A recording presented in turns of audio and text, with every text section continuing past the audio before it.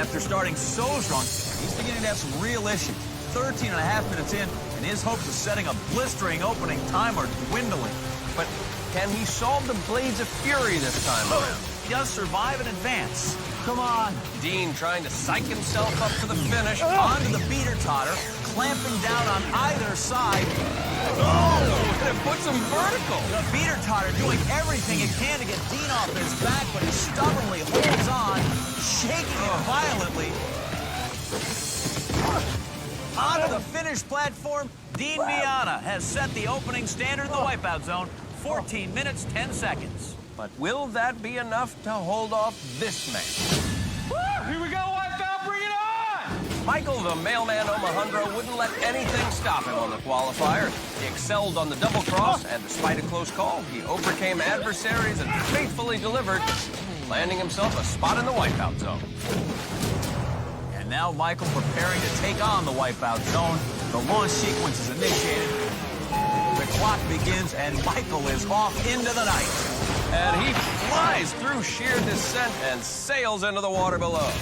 Yeah, Johnny, our mailman caroming forward into the wipeout zone, which is going to shorten the distance. He'll have to swim over that next obstacle.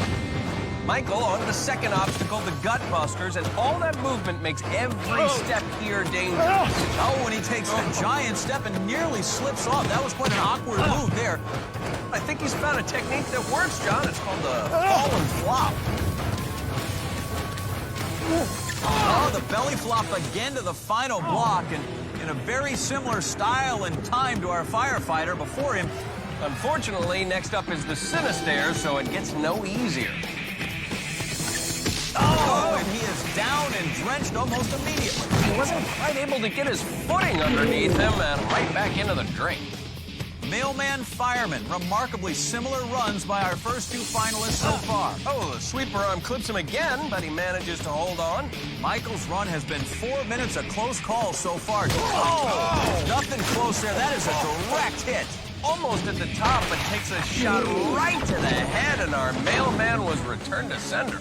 Trip number 3 up the Sinistairs now for Michael. 7 minutes down, 7 minutes left in his pursuit of the cash. This is where he had problems the last time. Needs to be ever wary of that sweeper arm. All the way at the top of the Sinistairs now. He just has to make that leap across. Nice, and he's made it. Mailman now onto the final leg of the wipeout zone, the gauntlet. Remember, our leader Dean had trouble the first time through. Let's see if Michael can figure it out. Yeah, you gotta go, my friend. Oh, the crankshaft collects him and tosses him out. Yeah, a slight hesitation there, and the crankshaft catches him in the midsection and sends him flying head over heels into that frigid water below. Michael now has less than 3 minutes to finish trying to solve the crankshaft. Oh, he's down again, Johnny. Just can't figure out the pattern here. Yeah, Dean likes the look of that. Michael doesn't stop to time it. He just goes for it, and he pays the price. A precious few seconds left. No way Michael is going to win. Not going to mail it in, though. What? Oh, there he goes. And it looks like the hot fireman's lead will hold because there's the horn. But still to come, Ken Lee, the donut shop cop, and our hometown hero, Corey Kilroy, will take on the zone and try to take home the 50 grand.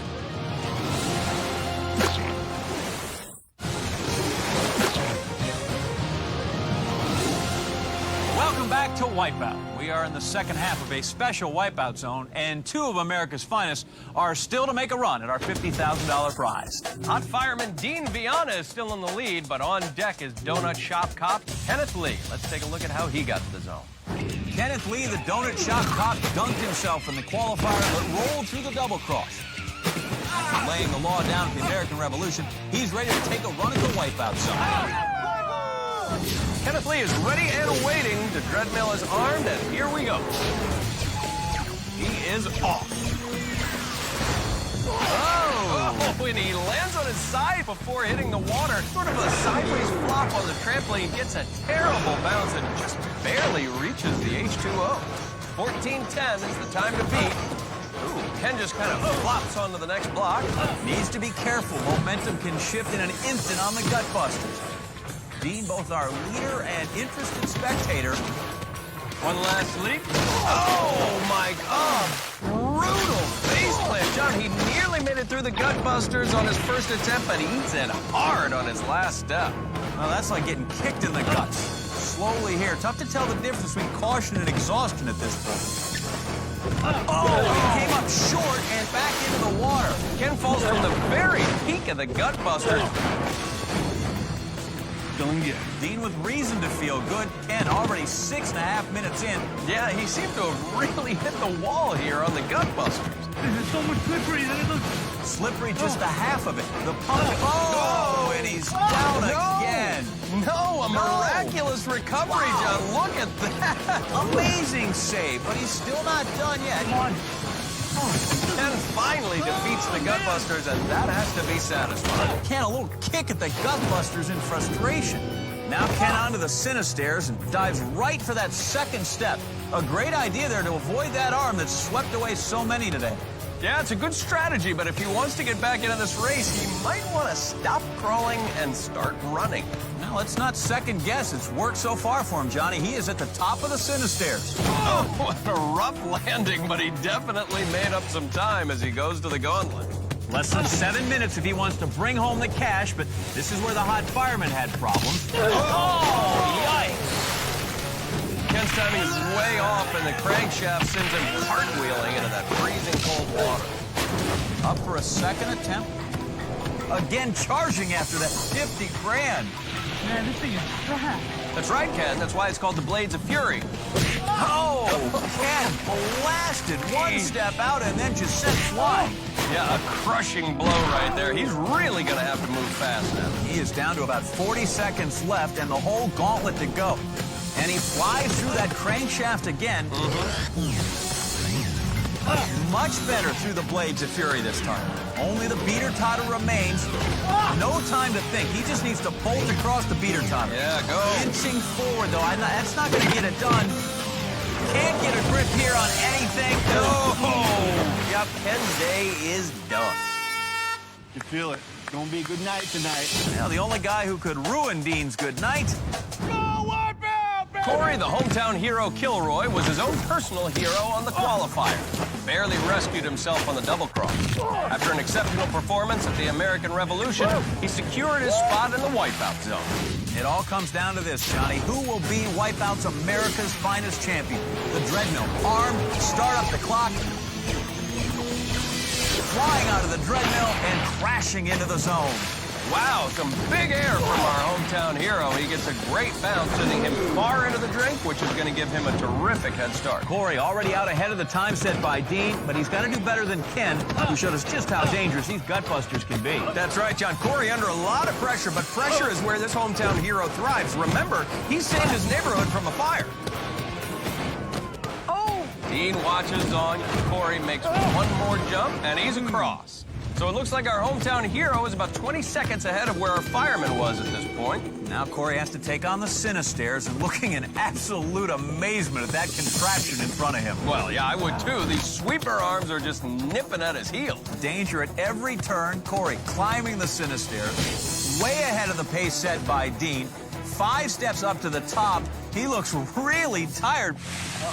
Uh-oh is exactly right, Dean. You are witnessing a perfect run so far. The gauntlet up next. Corey with a comfortable lead, but, man, he's really feeling the effects of the zone.